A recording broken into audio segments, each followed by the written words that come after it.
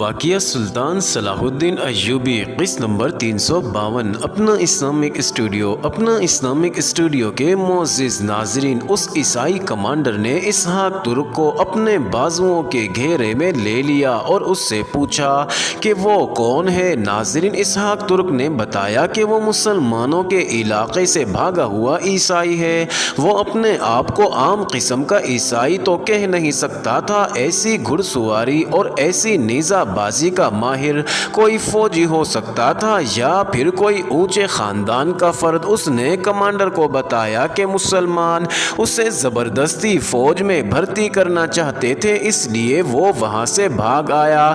ناظرین، کمانڈر اسے اپنے ساتھ لے گیا۔ یہ کمانڈر بالڈون کی فوج کا نائٹ تھا۔ معزز ناظرین، پہلے بھی ذکر کیا جا چکا ہے کہ نائٹ صلیبی فوج کا بہت بڑا اعزاز اور رتبہ ہوتا تھا جو اس کمانڈر کو دیا جاتا تھا جو ذاتی طور پر نڈر اور ماہر جنگجو ہو اور اجتماعی طور پر بہت بڑے دستے کو جنگی اہلیت سے لڑا سکے۔ اس اعزاز کے لیے جو اوصاف دیکھے جاتے تھے وہ کسی میں پائے جاتے تھے۔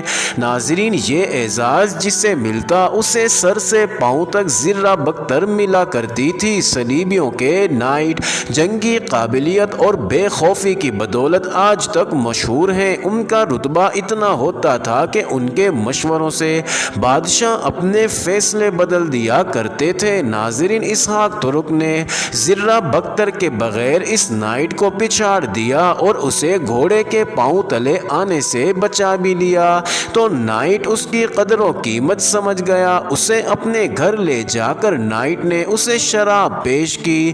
ناظرین، مسلمان جاسوسوں کے لیے یہ ایک مشکل پیدا ہو جایا کرتی تھی کہ دشمن کے علاقے میں وہ عیسائیت کا بحروب دھار لیتے اور اونچے حلقوں میں بھی پہنچ جایا کرتے تھے، مگر وہاں شراب پانی کی طرح پلائی جاتی تھی۔ مسلمان شراب پینے سے گریز کرتے تھے، بہانے تراشتے تھے۔ بعض جاسوس شراب کے سلسلے میں شک میں پکڑے بھی گئے تھے۔ علماء ایسا فتویٰ دینے سے ہچکچاتے تھے کہ ان حالات میں شراب جائز ہے۔ صلاح الدین ایوبی نے یہ ہدایت جاری کی تھی کہ شراب پینے کی اجازت نہیں دی جا سکتی، کیونکہ مذہب میں حرام ہونے کے علاوہ یہ خطرہ تھا کہ شراب نوشی عادت بن جاتی ہے۔ دوسرے یہ کہ جس نے کبھی شراب نہ پی ہو وہ ہوش کھو کر اپنی اصلیت بے نقاب کر سکتا ہے۔ البتہ سلطان ایوبی نے کہا تھا کہ اگر ہمارا بھیجا ہوا جاسوس دشمن کے ملک میں ہو اور کوئی بہت بڑی مصیبت سر پڑ جائے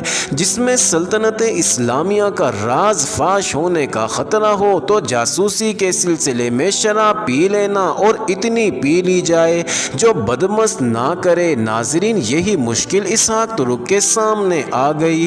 وہ ایمان کا پکا تھا، اس نے پینے سے انکار کر دیا اور کہا میری قوت آپ نے دیکھ لی ہے، اس کا راز صرف یہی ہے کہ میں شراب نہیں پیتا۔ میرے استاد نے مجھے کہا تھا کہ تمہارے جسم میں شراب چلی گئی تو تمہارے نیچے جو گھوڑا ہوگا وہ محسوس کرے گا کہ اس کی پیٹھ پر ایک کمزور انسان بیٹھتا ہے، پھر گھوڑا بھی حکم نہیں مانے گا۔ ناظرین، اسحاق نے گردن سے لٹکتے دھاگے کو کھینچا، اس کے کرتے کے اندر سے چھوٹی سی سلیب باہر آئی۔ اسحاق نے کہا میں نے اپنی طاقت کو اس سلیب کے تحفظ کے لیے صرف کرنے کے لیے سلیب ہاتھ میں رکھ کر قسم کھائی تھی کہ شراب نہیں پیوں گا، بدکاری نہیں کروں گا، میری قسم نہ توڑے۔ تم کہاں رہتے ہو؟ نائٹ نے پوچھا۔ گھر والے تمہارے ساتھ آئے ہیں؟ نہیں، اسحاق نے جواب دیا، میں گھر والوں سے یہ کہہ کر بھاگا تھا کہ اپنے کسی علاقے میں کوئی تسلی بخش ٹھکانہ بن گیا تو انہیں یہاں لے آؤں گا۔ تمہارا ٹھکانہ بن گیا ہے؟ نائٹ نے کہا میں تمہیں اپنی باقاعدہ فوج میں نہیں لے رہا، تم میرے ذاتی محافظ ہوگے۔ ہر کمانڈر کے ساتھ 2-4 محافظ ہوتے ہیں، لیکن میں تم جیسے اوصاف کے آدمیوں کا قدردان ہوں۔ میری پسند کا صرف ایک محافظ میرے پاس ہے، تم دوسرے ہوگے، تمہاری رہائش کا انتظام کر دیا جائے گا۔ ناظرین، وہ زمانہ جنگجوؤں کا تھا۔ اسحاق جیسے طاقتور اور دلیر آدمیوں کی خوب قدر ہوتی تھی۔ نائٹ نے اس کی رہائش کا انتظام کر دیا، اس کے لیے عربی گھوڑے اور دیگر سامان کا بندوبست کیا اور اس کی تنخواہ مقرر برابر کر دی۔ ناظرین، اسحاق ترک کو خدا نے دماغی صلاحیتیں بڑی فیاضی سے عطا کی تھی۔ انہیں بروئے کار لاتے ہوئے وہ 2 دنوں میں اس صلیبی نائٹ کا معتمد یعنی خاص بندہ بن گیا۔ میری صرف ایک خواہش ہے، اس نے نائٹ سے کہا، جس طرح مسلمانوں کا قبلہ اول ہمارے قبضے میں آ گیا، ان کے خانہ کعبہ پر بھی ہمارا قبضہ ہو جائے۔ اسلام تھوڑے سے عرصے میں ہمیشہ کے لیے مر جائے گا، اگر ساری دنیا پر نہیں، دنیا عرب پر صلیب کی مقدس حکمرانی ہو جانی چاہیے۔ تم خواب دیکھ رہے ہو میرے دوست، نائٹ نے کہا، مسلمانوں کو اتنی جلدی شکست دینا آسان نہیں۔ اگر ہم نے مسلمانوں کے کعبے کی طرف پیش قدمی کی تو ساری دنیا کے مسلمان اکٹھے ہو جائیں گے۔ انہیں چھوڑو، ہم ابھی تک اکیلے سلطان صلاح الدین ایوبی کو شکست نہیں دے سکے۔ ہمارے 5 صلیبی شہنشاہ باری باری سلطان صلاح الدین ایوبی سے لڑنے گئے، لیکن سارے مار کھا کر واپس آ گئے۔ صرف ایک شہنشاہ نے سلطان صلاح الدین ایوبی کو دھوکے سے شکست دی تھی، لیکن سلطان ایوبی نے 2 مہینے میں ہی اس کی فوج کاٹ کر حساب برابر کر دیا۔ اس سے قبل سلطان نور الدین زنگی، جو کہ سلطان صلاح الدین ایوبی کا استاد اور پیر و مرشد تھا، اس نے ہماری ناک میں بہت دم کیے رکھا، ہم اسے ایک بار بھی شکست نہ دے سکے۔ اب سلطان نور الدین زنگی کا تیار کردہ یہ شہنشاہ جنات، جسے صلاح الدین ایوبی کہا جاتا ہے، یہ ہمارے لیے عذاب سے کم نہیں، لیکن ہم اسے اس جہاں سے اٹھا کر ہی دم لیں گے۔ ناظرین، صلاح الدین ایوبی کا ذکر کرتے کرتے اس صلیبی نائٹ کمانڈر کا سانس پھول گیا۔ آپ لوگ اپنے ہی پیدا کیے ہوئے وہموں کا شکار ہو گئے ہیں، اسحاق ترک نے کہا۔ مسلمانوں میں اتحاد نہیں رہا، صلاح الدین ایوبی اپنے مسلمان دشمنوں میں اکیلا رہ گیا ہے۔ کیا حلب اور موصل کے نئے حکمران عز الدین اور عماد الدین آپ کے حمایتی نہیں؟ وہ آپ کی مدد کے محتاج اور منتظر ہیں۔ آپ کے جاسوسوں نے مسلمانوں کو کھوکھلا کر دیا ہے۔ میں آپ کو وہاں کی صحیح تصویر بتاتا ہوں۔ اس نے الفاظ میں ایسی تصویر پیش کی جس سے نائٹ کی بانچیں کھل گئی۔ اسحاق نے ایسے مشورے دیے جو کوئی جرنیل ہی دے سکتا تھا۔ نائٹ کی آنکھیں کھل گئی۔ تم مجھے حیران کر دینے کی حد تک ذہین ہو، نائٹ نے کہا۔ ہم کچھ ایسے ہی منصوبے بنا رہے ہیں جو تمہاری خواہشوں اور عزائم کے مطابق ہیں۔ میرے اس مشورے کو ذرا اہمیت دیں کہ صلاح الدین ایوبی کی طرح چھاپا مار جیش تیار کریں۔ اسحاق نے کہا، ایک جیش میرے حوالے کر دیں۔ میں مسلمان علاقوں اور ان کی نازک رگوں سے اچھی طرح واقف ہوں۔ مجھے دور اندر تک وہ جگہ معلوم ہیں جہاں وہ رسد وغیرہ کے ذخیرے رکھتے ہیں۔ ادھر جنگ ہوئی تو ادھر ان کا کوئی ذخیرہ نہیں رہنے دوں گا۔ ایسا ہی ہوگا، نائٹ نے کہا۔ ہم تمہیں موقع دیں گے۔ اپنا اسلامک اسٹوڈیو کے معزز ناظرین، اب واپس آئیے، دوسرے موضوع کی جانب چلتے ہیں۔ میں نے تمہیں شمس النساء کے ساتھ باتیں کرتے دیکھا تھا۔ انوشی عامر بن عثمان سے کہہ رہی تھی، وہ موصل میں تھے۔ عامر نے اسے محبت کا جھانسا دے دیا تھا۔ انوشی آدھی رات کے بعد اس کے کمرے میں آ گئی تھی، کہنے لگی، شمس النساء مجھ سے زیادہ خوبصورت تو نہیں، اس کا نام نہ لو۔ عامر نے اکتاہٹ سے کہا، وہ شہزادی ہے، مجھے اپنا نوکر سمجھتی ہے اور حکم چلاتی ہے۔ میں کبھی اس کے پاس کھڑا ہوتا بھی ہوں تو یہ حکم کی تعمیل ہوتی ہے۔ تم سے بھی میں اس لیے ڈرتا ہوں، تمہیں بھی میں شہزادی سمجھتا رہا، لیکن تم نے میرا ڈر دور کر دیا ہے۔ پھر بھی کبھی کبھی ڈر آ ہی جاتا ہے کہ تم مجھے کسی دھوکے میں مبتلا کر رہی ہو۔ یہ نہ بھی ہوا تو اپنا یہ انجام مجھے صاف نظر آ رہا ہے کہ بڑوں نے مجھے تمہارے ساتھ دیکھ لیا تو مجھے تہ خانے میں بند کر دیں گے۔ اگر تمہیں کسی تہ خانے میں بند کیا تو میرے اشارے پر موصل کی اینٹ سے اینٹ بچ جائے گی، انوشی نے کہا اور اسے اپنے ساتھ لگا لیا۔ پیار سے بولی، تمہارا یہ ڈر بجا ہے کہ میں تمہیں کوئی دھوکہ دے رہی ہوں۔ میرا وجود ایک دلکش دھوکہ ہے، لیکن تم مجھے انسان کے روپ میں دیکھو، مجھے اپنے قریب ہونے دو۔ ناظرین، انوشی پر بے خودی سی طاری ہو گئی۔ عامر بن عثمان کی انگلیاں اس کے بالوں میں رینگ رہی تھی۔ رات گزرتی جا رہی تھی، انوشی کے لہجے میں خمار آ گیا تھا۔ عامر بن عثمان کے لیے یہ بڑا ہی سخت امتحان تھا۔ وہ جوان تھا، تنومند تھا، وہ غیر شادی شدہ تھا۔ کئی بار اس کے جذبات اپنے قابو سے نکل چلے تھے۔ اس نے دل ہی دل میں دھیان خدا کی طرف کر دیا اور خدا سے التجا کرنے لگا کہ اس کی ذات باری اسے جبر اور ہمت و استقلال عطا فرمائے۔ ناظرین، رات تھوڑی سی رہ گئی تھی جب انوشی اس کے کمرے سے نکلی۔ پھر ایسی 3-4 راتیں آئیں۔ انوشی اس کے وجود میں جذب ہو چکی تھی۔ اس نے دیکھ لیا تھا کہ عامر حیوان نہیں، انسان ہے، مگر عامر کی ذات میں جو لرزے بپا ہو رہے تھے ان سے انوشی واقف نہیں تھی۔ مجھے ان مسلمان حکمرانوں سے نفرت ہو گئی ہے، ایک رات عامر نے انوشی سے کہا۔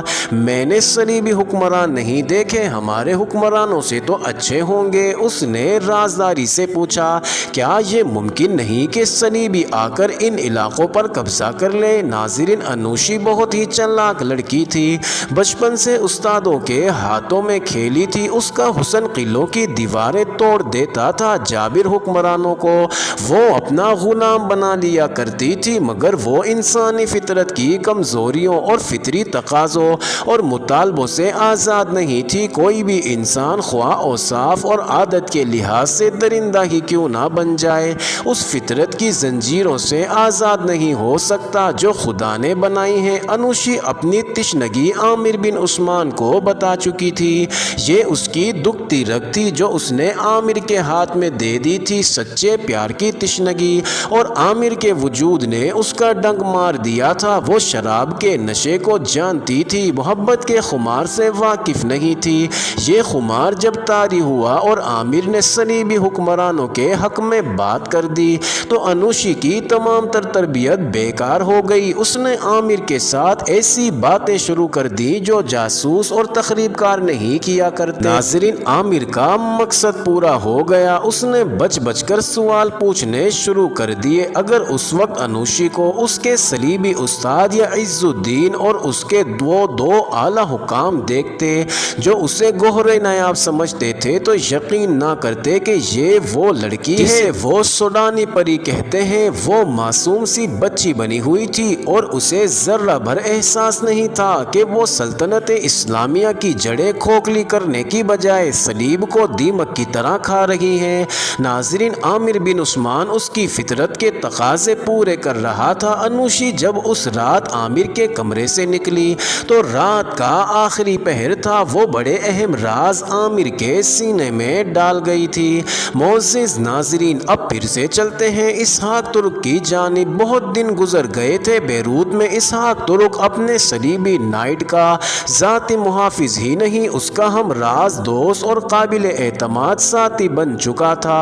اس نے یہ بھی دیکھ لیا تھا کہ بالڈون کے فرنگی لشکر کے ایک بڑے دستے کا یہ کمانڈر صلیب کا اتنا خیر خواہ نہیں جتنا اپنی اس خواہش اور عزم کا غلام ہے کہ وہ اگلی جنگ میں بڑھ چڑھ کر کامیابی حاصل کرے اور شاہ بالڈون سے عرب کا کوئی ٹکڑا انعام کے طور پر حاصل کر لے۔ اس کے دماغ پر خود مختار حکمرانی سوار تھی اور اس کی سوچیں اسی خواہش کے تابع تھیں۔ اسحاق ترک اپنے استاد علی بن سفیان کی تربیت کے مطابق اس کی نفسیات سے کھیلنے لگا۔ جس طرح انوشی جیسی خطرناک لڑکی فطرت انسانی کی کمزوریوں اور تقاضوں کے سامنے بے بس ہو گئی تھی، اسی طرح صلیبیوں کا یہ نائٹ اپنے نظریے سے ہٹ کر اور اپنی خواہشات سے مغلوب ہو کر یہ سوچنے کی ضرورت ہی محسوس نہیں کر رہا تھا کہ جس اجنبی کو اس نے اپنا دوست بنا لیا ہے وہ صرف اس کی نہیں، اس کے بادشاہ اور اس کی صلیب کی شکست کا پیمبر ہے۔ ناظرین، ایک روز نائٹ اسحاق ترک کو بیروت سے دور لے گیا۔ اسحاق کو پتا چلا کہ نائٹ کا دستہ رات کو بڑی جلدی میں کوچ کر گیا ہے۔ نائٹ اس دستے کو مختلف جگہوں پر تقسیم کرنے کے لیے جا رہا تھا۔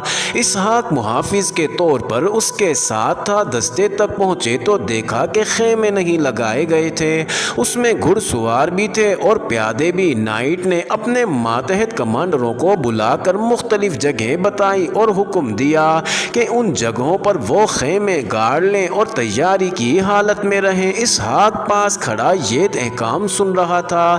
ہو سکتا ہے تمہیں 1 مہینے تک کی تیاری کی حالت میں رہنا پڑے۔ نائٹ نے اپنے چھوٹے کمانڈروں سے کہا لیکن اکتا نہ جانا ہمیں کل قاہرہ سے آئے ہوئے ایک جاسوس نے اطلاع دی ہے کہ صلاح الدین ایوبی نے بیروت کو محاصرے میں لے کر اس شہر پر قبضہ کرنے کا فیصلہ کر لیا ہے۔ ہمیں توقع تھی کہ وہ اب بھی دمشق کی طرف سے آئے گا اور سب سے پہلے اپنے مسلمان امراء کو، جن میں حلب، موصل اور حران کے امراء خاص طور پر قابل ذکر ہیں، اپنے ساتھ ملائے گا۔ اس کے بعد وہ ہمیں للکارے گا، مگر اب یہ قابل اعتماد اطلاع ملی ہے کہ وہ سب سے پہلے ہمارے دل پر وار کرے گا۔ اس کے بعد وہ اپنے ان امراء سے، جنہیں ہم نے اپنا در پردہ دوست بنا رکھا ہے، نپٹے گا۔ اگر ہمیں یہ اطلاع نہ ملتی تو ہم بیروت کے اندر اس کے محاصرے میں آ جاتے۔ تم میں سے بہت سے ایسے ہیں جنہیں یہ معلوم نہیں